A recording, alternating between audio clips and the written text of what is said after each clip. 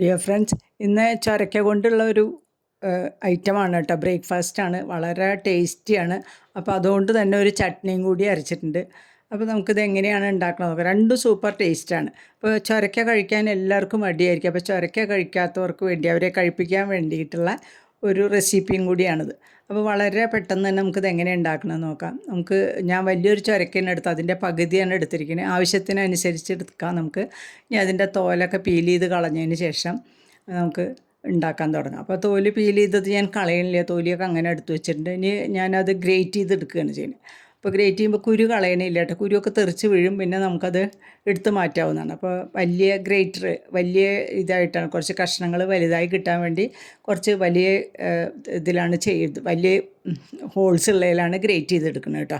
അപ്പോൾ അത് വലിയ ഹോൾസ് ഉള്ളതിൽ ഗ്രേറ്റ് ചെയ്തെടുക്കുകയാണ്. വളരെ പെട്ടെന്ന് തന്നെ നമുക്കിത് ഗ്രേറ്റ് ചെയ്തെടുക്കാൻ പറ്റും. നല്ല സൂപ്പറായിട്ട് കിട്ടുകയും ചെയ്യും. അപ്പോൾ കുരുകളൊക്കെ അതാ തെറിച്ചുണ്ട്, അതൊക്കെ നമുക്കിതൊന്ന് എടുത്ത് മാറ്റി വയ്ക്കാം.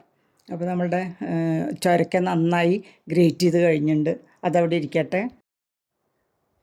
ഇനി നമുക്ക് ഇതിലേക്ക് വേണ്ടത് ക്യാരറ്റാണ്.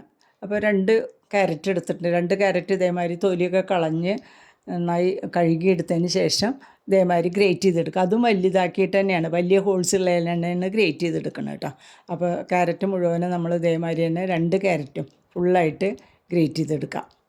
അപ്പോൾ ക്യാരറ്റൊക്കെ ഗ്രേറ്റ് ചെയ്ത് കഴിഞ്ഞിട്ടുണ്ട്. ഇനി അതും അവിടെ മാറ്റി വയ്ക്കാം. ഇനി നമ്മൾ എടുക്കണത് ഒരു സബോളയാണ്. ഒരു വലിയ സബോള എടുത്തിട്ടുണ്ട്. അതും ഒരു പൊടിയായിട്ട് കുറച്ച് ചെറിയ കഷ്ണങ്ങളാക്കിയിട്ട് നന്നായിട്ടൊന്ന് മുറിച്ചെടുക്കാം. അപ്പോൾ സബോള അരിഞ്ഞ് കഴിഞ്ഞ് ഒരു പച്ചമുളക്, ആവശ്യത്തിന് മുളക് ഉപയോഗിക്കാം കേട്ടോ. അതും കൂടി എടുത്തു കഴിഞ്ഞ് ഇനി എല്ലാം കൂടി ഞാനൊരു പാത്രത്തിലേക്ക് ഇടാണ്. നമ്മുടെ ചൊരക്ക ചീവിയത്, ക്യാരറ്റ് ചീവിയത് എല്ലാം, പിന്നെ സബോള അരിഞ്ഞത്, പച്ചമുളക് എല്ലാം ഇട്ടു. ഇനി അതിലേക്ക് എടുക്കുന്നത് പത്തിരിപ്പൊടി ഉണ്ടല്ലോ, നല്ല മിനുസുള്ള പൊടി, വറുത്ത് പൊടിച്ച പത്തിരിപ്പൊടിയാണ് എടുക്കുന്നത്. പത്തിരിപ്പൊടി ഞാൻ 1 കപ്പോളം പത്തിരിപ്പൊടി എടുത്തിട്ടുണ്ട്. 1 കപ്പ് പത്തിരിപ്പൊടി എടുത്തിട്ടുണ്ട്. ഇനി എല്ലാം കൂടെ കൈകൊണ്ട് നല്ലോണം ഒന്ന് മിക്സ് ചെയ്ത്, ആദ്യം ഒന്ന് മിക്സ് ചെയ്യുക. എന്താ വെച്ചാൽ ചൊരക്കയിൽ വെള്ളമുള്ള കാരണം വെള്ളം നമുക്ക് എത്ര ഒഴിക്കേണ്ടതെന്നല്ല, അതുകൊണ്ട് നല്ലോണം കൈകൊണ്ട് തിരുമ്മി ചേർക്കുക. പിന്നെ അതിലേക്ക് ആവശ്യത്തിന് മുളക് പൊടി 1/2 ടേബിൾ സ്പൂൺ മുളക് പൊടി ഇട്ടിട്ടുണ്ട്. പിന്നെ മഞ്ഞൾപ്പൊടി 1/4 ടീസ്പൂൺ മഞ്ഞൾപ്പൊടി, പിന്നെ കുരുമുളക് പൊടി 1/4 ടേബിൾ സ്പൂൺ കുരുമുളക് പൊടിയും കൂടെ ചേർത്തിട്ടുണ്ട്. പച്ചമുളക് വളരെ കുറച്ച് ആദ്യം ആഡ് ചെയ്തിട്ടുള്ളൂ, അതുകൊണ്ട് നമുക്ക് മുളക് നമ്മളുടെ ആവശ്യത്തിനനുസരിച്ച് ചേർക്കാം. എരിവ് അധികം വേണമെന്നുള്ളവർക്ക് കുരുമുളക് പൊടിയോ മുളക് പൊടിയോ ഏതാ വേണ്ടെന്ന് വെച്ചാൽ ക്വാണ്ടിറ്റി കൂട്ടി കുറച്ചും കൂടി ചേർക്കാം. വീണ്ടും കൈ കൊണ്ടൊന്നും കൂടെ തിരുമ്മി ചേർക്കണം. ചൊരക്കയിൽ വെള്ളം വന്നതൊക്കെ സെറ്റായിട്ട് പിന്നെ നമുക്ക് വെള്ളം ആവശ്യത്തിനുള്ളത് ചേർത്താൽ മതിയല്ലോ എന്ന് വിചാരിച്ചിട്ട്. ഇനി നമുക്ക് വെള്ളം ഇത് ഒരുവിധം കുഴഞ്ഞു കഴിഞ്ഞാൽ വെള്ളം കുറേശ്ശായിട്ട് ഒഴിച്ച്, നോർമൽ വാട്ടർ കേട്ടോ, നമുക്ക് പച്ചവെള്ളം കുറേശ്ശായിട്ട് ഒഴിച്ച് അതിൻ്റെ കൺസിസ്റ്റൻസി ശരിയാക്കണം. അതിന് മുമ്പ് സ്വല്പം ഉപ്പ് ആഡ് ചെയ്ത് കൊടുത്തിട്ടുണ്ട്. ഇനി വെള്ളം ഒഴിച്ച് ഞാൻ ഇതിൻ്റെ കൺസിസ്റ്റൻസി ഒന്ന് ശരിയാക്കി എടുക്കണം. ദോശയുടെ ബാറ്റർ മാതിരി അവരുടെ തിക്ക് ബാറ്റർ ആവണം, എന്നാൽ അത്യാവശ്യം കുറച്ച് വെള്ളവും വേണം. അപ്പോൾ നമുക്ക് കുറച്ചും കൂടെ വെള്ളം ആഡ് ചെയ്ത് കൊടുക്കണം. ഇതിപ്പോൾ ഭയങ്കര തിക്കായിട്ടാണ് ഇരിക്കുന്നത്, അരിപ്പൊടിയല്ലേ.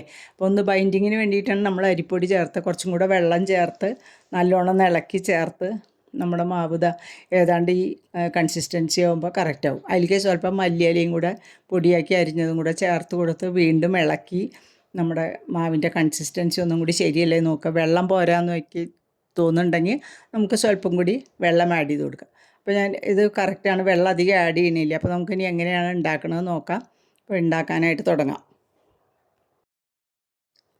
നമുക്ക് അപ്പം ചൂടാനായിട്ട് ഞാനൊരു പാൻ അടുപ്പത്ത് വെച്ചിട്ടുണ്ട്. പാൻ ചൂടായി വരുമ്പോൾ നമുക്ക് മാവ് ഒഴിച്ചു കൊടുക്കാം. 1.5 സ്പൂണാണ് മാവ് ഒഴിച്ചു കൊടുക്കുക. 1.5 തവി മാവ് ഒഴിച്ചിട്ടുണ്ട്. ജസ്റ്റ് ഒന്ന് പരത്തി കൊടുത്താൽ മതി, വളരെ തിന്നായിട്ട് ഇത് പരത്താൻ പറ്റില്ല.